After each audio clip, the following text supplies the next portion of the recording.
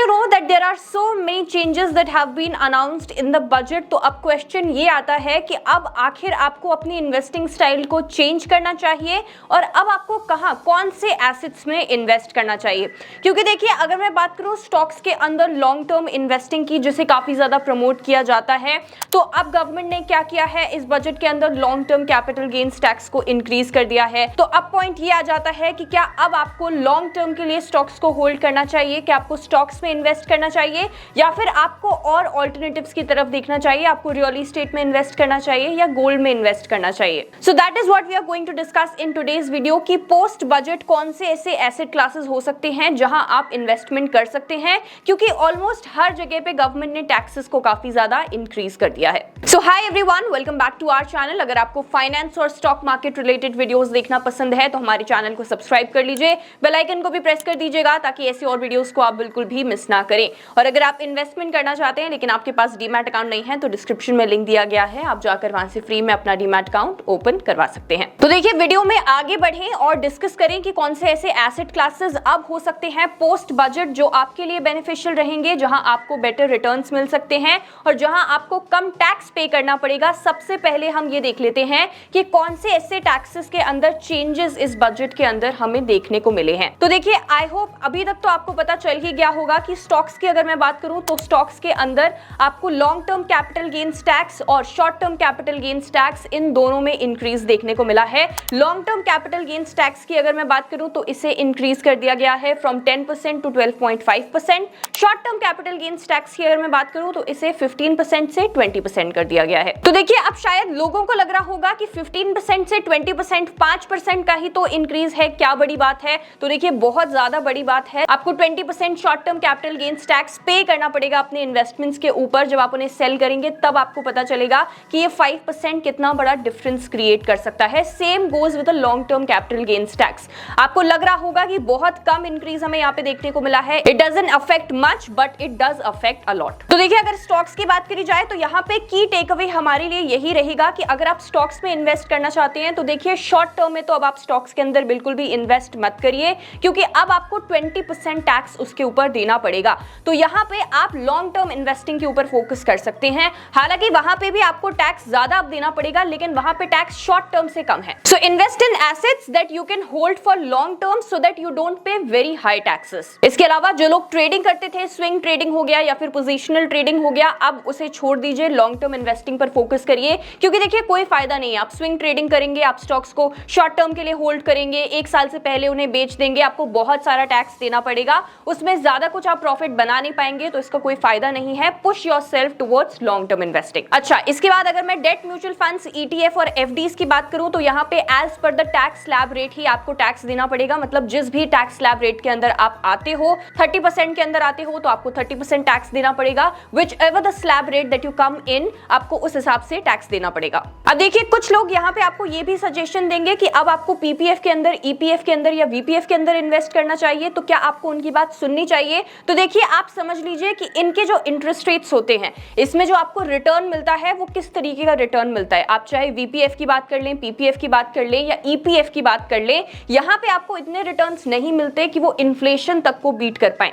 No doubt यहाँ पे आपको टैक्स बेनिफिट्स मिलते हैं, लॉन्ग टर्म के लिए आप इन्वेस्टमेंट कर सकते हैं। हालांकि लॉन्ग टर्म में यहाँ पे लॉक इन आपको काफी ज्यादा देखने को मिलता है, 15 ईयर्स का लॉक इन तक होता है यहाँ पे, तो काफी ज्यादा टाइम के लिए आपका पैसा फंस जाता है। लेकिन हाँ, यहाँ पे आपको टैक्स बेनिफिट्स काफी अच्छे मिलते हैं। लेकिन एक चीज को हम यहाँ पर इग्नोर नहीं कर सकते कि अगर मैं बात करूं सेगमेंटल इन्फ्लेशन की। अब देखिए, सेगमेंटल इन्फ्लेशन क्या होता है? तो सेगमेंटल इन्फ्लेशन वो इन्फ्लेशन होता है जो नेशनल लेवल पर जो इन्फ्लेशन होता है उससे अलग इन्फ्लेशन होता है। अगर आप नेशनल लेवल के इन्फ्लेशन का डेटा उठा के देखोगे तो आपको लगेगा कि 5%, 6% का इन्फ्लेशन है, लेकिन ये सच नहीं है इन्फ्लेशन का। क्योंकि देखिए, 5 से 6% जो इन्फ्लेशन है ये नेशनल लेवल पर आपको बताया जाता है, ये सच्चाई नहीं होती है। सेगमेंटल इन्फ्लेशन देखा जाता है, क्योंकि देखिए, अगर कोई रूरल एरिया में रह रहा है तो उसके लिए इन्फ्लेशन अलग है, अगर कोई अर्बन एरिया में रह रहा है तो उसके लिए इन्फ्लेशन अलग है। अगर आप एक सिटी के अंदर रहते हो तो आपके लिए इन्फ्लेशन बहुत अलग होगा उस इंसान से जो कि रूरल एरिया के अंदर रहता है। क्योंकि देखिए, आप सुपरमार्केट से सब्जियां खरीदने जाओगे, आप शॉपिंग करने के लिए मॉल्स में जाओगे, तो इस तरीके से इन्फ्लेशन का जो डेटा है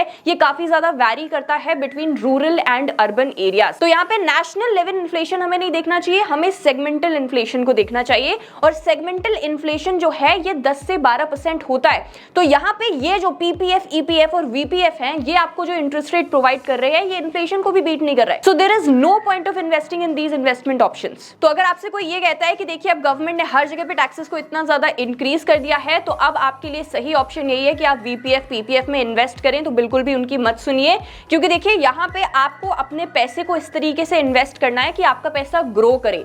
आपको पैसे को अटकाना नहीं है, स्टक नहीं रखना है, आपको पैसे को ग्रो करना है, आगे के लिए फ्यूचर को सिक्योर करना है। तो यहाँ पे आपको ऐसे इन्वेस्टमेंट ऑप्शंस की तरफ देखना पड़ेगा जहां पे एक्चुअली आपका पैसे से पैसा बन रहा है, क्योंकि otherwise there is no point. चलिए अब बात करते हैं वन बाय वन हम डिफरेंट एसेट क्लासेस की, कि यहाँ पे किस तरीके के चेंजेस हमें बजट के अंदर देखने को मिले हैं when it comes to the taxation, और अब आप किस तरीके से इन एसेट क्लासेस के अंदर इन्वेस्ट कर सकते हैं पोस्ट द बजट। तो देखिए सबसे पहले मैं बात करूंगी गोल्ड की। तो देखिए गोल्ड में अगर मैं इन्वेस्टमेंट की बात करती हूँ तो दो तरीके से आप इन्वेस्टमेंट कर सकते हैं, या तो आप फिजिकल गोल्ड को बाय कर सकते हैं, या तो आप एसजीबीज को बाय कर सकते हैं, यानी कि सॉवरेन गोल्ड बॉन्ड्स।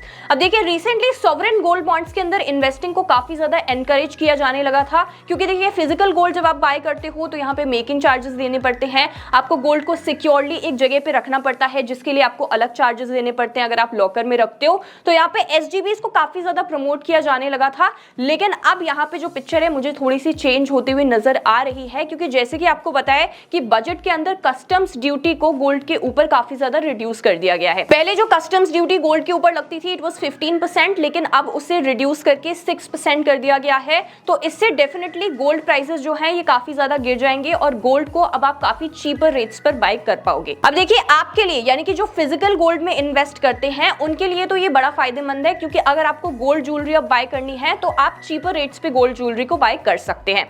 लेकिन अगर मैं उनकी बात करूं जो एसजीबीज में इन्वेस्ट करने के बारे में सोच रहे थे, तो देखिए एसजीबीज के अंदर आपको लॉक इन पीरियड देखने को मिलता है जो कि 5 साल का होता है, और दूसरी चीज एसजीबीज के अंदर ये होती है कि यहाँ पे आपको टैक्स बेनिफिट्स भी मिलते हैं, तो इसलिए एसजीबीज को काफी ज्यादा प्रमोट किया जाता है। लेकिन अब जब गोल्ड प्राइसेस जो हैं ये कम हो जाएंगे तो एसजीबीज में जो इन्वेस्ट करते हैं उनके लिए एक बहुत बड़ा लॉस है यहाँ पे, क्योंकि जैसे कि आपको बताया कि एसजीबीज में आपको ज्यादा अच्छे रिटर्न्स तब मिलते हैं जब गोल्ड के प्राइसेस इंक्रीज करते हैं। अब जब गोल्ड के प्राइसेस डिक्रीज करेंगे तो यहाँ पे आपको एसजीबीज ज्यादा फायदा नहीं देंगे। तो यहाँ पे अगर आप एसजीबीज के अंदर इन्वेस्ट करते थे तो अब आप ज्यादा अच्छे रिटर्न्स की एक्सपेक्टेशंस मत रखना, क्योंकि जिस तरीके से गोल्ड के प्राइसेस इंक्रीज हो रहे थे, अगर आप बहुत ज्यादा खुश थे एसजीबीज में इन्वेस्ट करके, तो ये आपके लिए थोड़ी सी सैड न्यूज हो सकती है, क्योंकि अब गोल्ड के प्राइसेस नीचे आएंगे, क्योंकि कस्टम्स ड्यूटी को काफी ज्यादा नंबर से स्लैश कर दिया गया है, और इस वजह से अब एसजीबी शायद आपके लिए बहुत अच्छा गोल्ड इन्वेस्टमेंट ऑप्शन ना रहे।